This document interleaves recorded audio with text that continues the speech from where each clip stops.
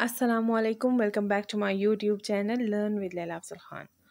आज का हमारा लेक्चर नंबर 5 है जेंडर स्टडीज़ का, जिसमें हम ये करने वाले हैं कि जेंडर की कंस्ट्रक्शन कैसे होती है, यानी कि सोशल कंस्ट्रक्शन ऑफ जेंडर। ये सीएसएस का एक मेन टॉपिक है। सीएसएस में जेंडर स्टडीज़ का एक मेन टॉपिक है। आप मेरा लेक्चर एंड तक ज़रूर देखिएगा ताकि ये कॉन्सेप्ट जो है और ये पूरा टॉपिक आपको अच्छे से समझ आ जाए। इससे पहले हमने जेंडर स्टडीज़ की एक प्रॉपर सीरीज़ की थी, जिसमें हमने जेंडर स्टडीज़ की सारी टर्मिनोलॉजीज़ की हैं। अगर आप नए हैं मेरे चैनल पे और आपने वो टर्मिनोलॉजीज़ नहीं सीखी और आप ये जेंडर स्टडीज़ सब्जेक्ट को पहली दफ़ा पढ़ रहे हैं, तो आप वो टर्म ज़रूर कर लीजिए ताकि आपको ये सब्जेक्ट अच्छे से समझ आ जाए। ओके, अब हम लेक्चर शुरू करते हैं। ये लेक्चर हम हिस्टोरिसाइजिंग कंस्ट्रक्टिविज़म से स्टार्ट करेंगे। इसका क्या मतलब है और ये क्या चीज़ है, ये भी हम आज ही देखेंगे। Historicising constructivism, the idea that certain ideas have been constructed over time and reinforced throughout history and are now presented as essential truths। अब हम ये समझते हैं कि ये क्या है। इसका क्या मतलब है इस कॉन्सेप्ट का? इस कॉन्सेप्ट का मतलब है कि एक आइडिया है जो कि प्रेजेंट किया गया पहली दफ़ा, फिर वो उसको इन्फोर्स किया गया, फिर उसको रीइंफोर्स किया गया और ये एक साइकी बन गई, ह्यूमन नेचर में आ गया और ये ट्रूथ बन गया। कैसे? As male and female. ये भी हम देखेंगे कि कैसे। जैसे अगर हम हंटिंग एंड गैदरिंग सोसाइटी से एग्जांपल लें, तो तब क्या होता था, वुमेन का रोल जो था वो डोमिनेंट था। Dominant role was of women. Hunting and gathering societies में क्या होता था, मर्द और औरत दोनों के सेम एक्टिविटीज़ थी, दोनों के सेम रोल थे। इससे पहले हमने जेंडर रोल समझा था। अगर आपने वो लेक्चर नहीं देखा तो उसका लिंक मैं डिस्क्रिप्शन में डाल दूँगी, आप वो समझ लें। जेंडर रोल इसलिए भी समझ लें क्योंकि आज के लेक्चर में मैं बार बार जेंडर रोल का जिक्र करूँगी, तो आपको पता होना चाहिए कि जेंडर रोल्स क्या होते हैं। तो हंटिंग एंड गैदरिंग सोसाइटीज़ में क्या होता था कि मेल जो मर्द था वो शिकार करने जाता था, और जब वो शिकार करने जाता था तो वहाँ से थका हुआ आता था, तो औरत चूँकि वो घर पे थी, तो घर भी उनके वैसे पक्के वाले घर नहीं थे। वो क्या करती थी, जो वो शिकार करने के लिए शिकार से लेके आया था वो पका लेती थी। तो कुकिंग उस टाइम से उसका पेशा बन गया, एक तरह से उसका काम बन गया, जो उसके हिस्से में आ गया। तो हिस्टोरिसाइजिंग कंस्ट्रक्टिविज़म क्या है कि एक चीज़ जो बार बार हुई, एक आइडिया था, फिर वो इन्फोर्स किया गया, फिर वो रीइंफोर्स किया गया, तो वो एक साइकी बन गई और फिर वो एक सच के शक्ल में हमारे सामने आ गया। अब हम देखते हैं कि किसी भी जेंडर की कंस्ट्रक्शन शुरू कैसे होती है। यू आर अ मैन और women because society tells you that you are, you didn't choose to be. तो इसमें सबसे बड़ा रोल किसका होता है? सोसाइटी का, किसी भी जेंडर की कंस्ट्रक्शन में। क्यों? क्योंकि सोसाइटी हमारे जेंडर्स को शेप करती है और कंस्ट्रक्ट करती है due to certain behaviours. According to Judith Lorber, the social construction of gender begins with the assignment to a sex category on the basis of what the genital look like at the time of birth। तो ये Judith लॉर्बर क्या कहते हैं कि किसी भी gender की social construction कब शुरू होती है? At the time of his और हर बर्थ। कैसे और किस बेसिस पे होती है? On the basis of what the genital look like. तो according to Judith Lorber, social construction किसी भी जेंडर की कब शुरू होती है? जब भी कोई बच्चा पैदा होता है, पैदा होने के साथ ही सोशल कंस्ट्रक्शन ऑफ जेंडर शुरू हो जाती है। Okay, now starting from gender identity. Gender identity क्या है, ये मैंने ऑलरेडी एक वीडियो में बताया है, जिसका लिंक डिस्क्रिप्शन में मौजूद है, आप वहाँ से देख सकते हैं। शॉर्ट में मैं आप लोगों को बता देती हूँ what is gender identity. Gender identity is one's experience with one's own gender. किसी भी इंसान का एक्सपीरियंस उसके अपने जेंडर के साथ, इसको कहते हैं जेंडर आइडेंटिटी। अच्छा, जेंडर स्टडीज़ में हमें ये बताया जाता है कि जेंडर आइडेंटिटी जो है ये है, जो मैं ऑलरेडी एक्सप्लेन कर चुकी हूँ। इसके अलावा क्या कहते हैं कि आइडेंटिटीज़ आर नॉट फिक्स्ड, ये फिक्स्ड नहीं है, यानी कि ये चेंजेबल है, चेंज हो सकती है। उसके बाद हम ये देखते हैं कि सोशल कंस्ट्रक्शन ऑफ जेंडर में किसका कितना रोल होता है, starting from role of family, कि फैमिली का क्या रोल होता है। सोशल कंस्ट्रक्शन ऑफ जेंडर में फैमिली का 80% तक का रोल होता है। कैसे? जैसे ही हम, as we have already done the definition of Judith Lorber, कि उसने क्या कहा कि किसी भी जेंडर की सोशल कंस्ट्रक्शन उस वक्त शुरू हो जाती है जैसे ही वो बच्चा पैदा होता है, on the basis of what his genital look like. ठीक है, इसी तरह उसकी पैदाइश के साथ ही नेम से लेकर उसकी ड्रेसिंग तक का, जैसे यहाँ पे मैंने फर्स्ट पॉइंट लिखा हुआ है soft names versus hard names.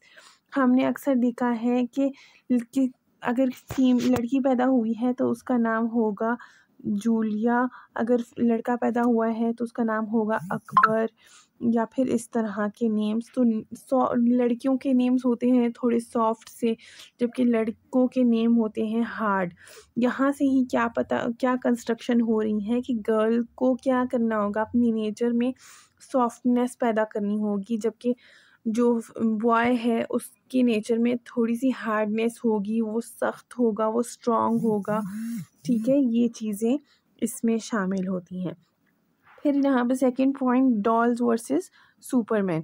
अगर हम फिर दोनों की टॉयज़ की बात करें तो क्या होता है कि जो बॉयज़ की टॉयज़ हैं वो क्या होंगी, उनमें सुपरमैन होगा, उनमें कार्स होंगी, जबकि लड़कों की और भी एक्टिविटीज़, उसकी खेल कूद से वो लड़कों को ये बताया जाता है कि तुम बाहर की आउटडोर एक्टिविटीज़ में इन्वॉल्व हो जाओ, बाहर की जो गेम्स हैं उनमें इनको सिखाया जाता है, फिर इन्वॉल्व किया जाता है। जबकि लड़कियों को क्या कहा जाता है, उनको उनकी अगर हम टॉयज़ की बात करें तो उनमें डॉल्स होंगी, इसके अलावा बर्तन होंगे, जो हाउस होल्ड चीज़ें हैं उससे रिलेटेड। ठीक है, आयरन हो गया खिलौनों वाला, इस तरह की चीज़ें उनको दिलाई जाती हैं ताकि वो उनको बचपन से ही इसकी फीमेल की जेंडर को इस तरह से कंस्ट्रक्ट किया जाता है कि वो नर्चरिंग वाला फैक्टर उसमें हो, वो घर बड़े होकर घर का ख़्याल रखेगी और वो इंडोर एक्टिविटीज़ में इन्वॉल्व रहेगी। जबकि बॉयज़ के जेंडर की कंस्ट्रक्शन कैसे होती है, उसको बचपन से ही आउटडोर एक्टिविटीज़ में इन्वॉल्व किया जाता है। और ऐसे-ऐसे बातें की जाती हैं कि मतलब बचपन से ही उसको ये सिखाया जाता है कि आप मतलब बॉयज़ क्या करते हैं, वो तो सोल अर्नर्स होते हैं, वो फाइनेंशियल प्रोवाइडर्स होते हैं। तो क्या होता है कि उनको आउटडोर एक्टिविटीज़ में इन्वॉल्व किया जाता है। यहाँ पे लैंग्वेज की अगर हम बात करें फैमिली वाले रोल में, तो लैंग्वेज का बहुत बड़ा रोल है। कैसे? Language plays an important role in creating reality, what others say has a significant impact on the listeners. तो बचपन से ही जो बातें सिखाई जाती हैं, बार बार रिपीट होती रहती हैं, वो क्या हो जाता है, वो रियलिटी बन जाती है, as we have already discussed in historicising constructivism. अच्छा, अब हम अगले फैक्टर पे आते हैं जो कि बहुत इम्पॉर्टेंट है इन कंस्ट्रक्टिंग जेंडर। वो क्या है? Social expectations. सोसाइटी की एक्सपेक्टेशंस की अगर हम बात करें तो यहाँ पे मैंने C.H. खूले की लुकिंग ग्लास सेल्फ थ्योरी का जिक्र किया है। C.H. खूले क्या कहता है अपनी इस थ्योरी में कि सोसाइटी जो है, आप जैसे फॉर एग्जांपल कोई लड़की है, वो जा रही है पार्टी में, ठीक है, वो पार्टी में जा रही है, उसने एक ड्रेस पहना और फिर उसने ड्रेस पहनने के बाद खुद को इमेजिन किया कि दूसरे लोग मुझे कैसे देखेंगे, जजमेंट की। कैसी जजमेंट? उसने सोचा कि लोग मुझे कैसे परसीव करेंगे, आया वो लोग मुझे एक्सेप्ट करेंगे इस ड्रेस में, इस अपीयरेंस में, या फिर नहीं। तो क्या होता है कि कोई भी जेंडर हो, वो उसके बिहेवियर पे सोसाइटी का बहुत बड़ा असर होता है। कैसे? क्योंकि वो चाहता है कि सोसाइटल एक्सपेक्टेशंस पे ना वो पूरा उतरे, वो सोसाइटी के एक्सपेक्टेशंस को तोड़े नहीं। तो ये होता है कोई भी जेंडर जो कंस्ट्रक्ट होता है तो उसमें सोशल एक्सपेक्टेशंस का बहुत बड़ा रोल होता है। जैसे मैंने पहले रोल ऑफ फैमिली में भी डिस्कस किया कि लड़कियों से क्या एक्सपेक्टेशंस होती हैं कि वो इस तरह का सर्टेन बिहेवियर रखेगी तभी वो सोसाइटी में एक्सेप्ट की जाएगी। तो ये एक रियलिटी की तरह बना दिया जाता है। अब हम अगले पॉइंट पे जाते हैं, हम रोल ऑफ मीडिया देखते हैं। Media's role in making gender identity. Media का बहुत बड़ा रोल होता है कोई भी जेंडर आइडेंटिटी क्रिएट करने में, बनाने में। कैसे? मीडिया हमें अपने ड्रामास, मूवीज़ में के थ्रू ये बताता है कि मेल को एज अ सेवियर दिखाता है सोसाइटी का, एज अ सुप्रीम और प्रोटेक्टर इस तरह से शो करता है। अगर हम सुपरमैन मूवी की ही बात कर लें तो सबसे पहले मीडिया का रोल इसमें इस तरह से डिस्कस होगा कि सुपरमैन है जबकि सुपर वुमेन भी हो सकता था। तो यहाँ पे क्या हुआ है, मेल को एज अ सेवियर और एज अ सुपीरियर शो कराया है और एज अ प्रोटेक्टर ही इसी मूवी के साथ। फिर अगर हम स्कूलिंग को देखें तो स्कूलिंग का बहुत बड़ा रोल है जेंडर क्रिएशन में, जेंडर कंस्ट्रक्शन में। कैसे? स्कूलिंग में क्या होता है, difference in institutions, uniforms, curriculum activities. जैसे अगर हम स्कूलिंग में देख लें, अगर ज़्यादा स्पोर्ट्स वाली एक्टिविटीज़ हैं तो उनमें बॉयज़ को इन्वॉल्व किया जाता है, बॉयज़ को प्रेफर किया जाता है कि बॉयज़ को लेंगे। इसके अलावा अगर हम करिकुलम की बात करें तो करिकुलम में बॉयज़ को एज अ सुपीरियर और एज अ सुप्रीम जेंडर जो है शो कराया जाता है। फिर अगर हम रिलीजन की बात करें तो जितने भी रिलीजन्स हैं, चाहे इस्लाम हो गया, चाहे क्रिश्चियनिटी हो गई, तो रिलीजन में हमने देख लिया कि चाहे जो भी रिलीजन है, मेल को प्रेफरेंस दी गई है एज़ कम्पेयर टू वुमेन या फिर ओवर वुमेन। फिर हम अगर जेंडर रोल्स की बात करें तो हमारी सोसाइटी ने हर जेंडर को स्पेसिफिक रोल दिया गया है। आई हैव ऑलरेडी डिस्कस्ड कि फ़ीमेल को इनसाइड रहने के लिए कि वो घर संभालेगी, कुकिंग करेगी, वो घर के सारे काम करेगी, जबकि मर्द क्या करेगा, वो बाहर के सारे काम करेगा, वो फाइनेंशियल एक्टिविटीज़ में मसरूफ़ रहेगा या फिर ये एक्टिविटीज़ सिर्फ वो करेगा। इसके अलावा जेंडर रोल्स के साथ में एक और चीज़ आप लोगों के साथ शेयर करूँ कि जैसे स्पेसिफिक प्रोफेशंस जो हैं वो फीमेल के लिए असाइन कर दिए गए हैं कि अगर फीमेल कुछ बनना चाहे भी तो वो सिर्फ़ और सिर्फ क्या बन सकती हैं, वो सिर्फ़ और सिर्फ टीचर या फिर डॉक्टर, ये कुछ प्रोफेशंस हैं, या फिर नर्स जो है, चूँकि नर्सिंग वाली नेचर है उसकी, तो दैट इज़ वाई नर्चरिंग वाली नेचर है उसकी, तो उसको नर्स और ये वाली चीज़ें, ये वाले प्रोफेशंस उसके साथ असाइन कर दिए गए हैं। सोसाइटी ये एक्सपेक्ट करती है गर्ल्स से कि वो सिर्फ़ और सिर्फ इन प्रोफेशंस में एंटर हो सकती हैं। जबकि अगर हम फीमेल की बात करें तो वो कोई भी प्रोफेशन ईज़िली जॉइन कर सकता है। तो इस तरह से जेंडर कंस्ट्रक्शन यहाँ पे भी हुई है। कल्चर का क्या रोल है जेंडर की कंस्ट्रक्शन में?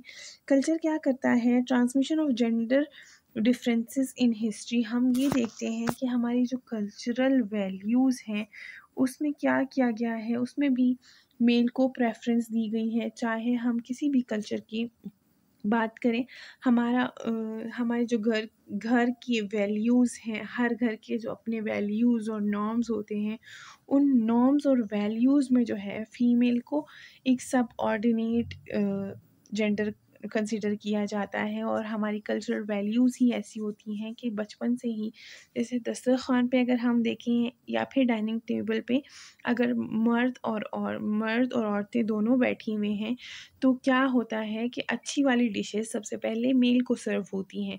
इस तरह से बच्चे बचपन से ही ये सीखते हैं कि मेल को प्रेफ़रेंस है ओवर वुमेन। तो इस तरह से जेंडर की कंस्ट्रक्शन होती है सोशली। तो ये था हमारा आज का लेक्चर। आई होप सो आपको अच्छा लगा हो। कोई भी प्रॉब्लम हो लेक्चर में, आप नीचे कमेंट सेक्शन में मुझे बता दें। इसके अलावा लेक्चर अच्छा लगे तो अपने फ्रेंड्स और फैमिली और जितने भी आपके लोग, आपके फ्रेंड्स जेंडर स्टडीज़ प्रिपेयर कर रहे हैं, आप उनसे ज़रूर शेयर कीजिएगा। अल्लाह हाफ़िज़, अपना ख़्याल रखिएगा।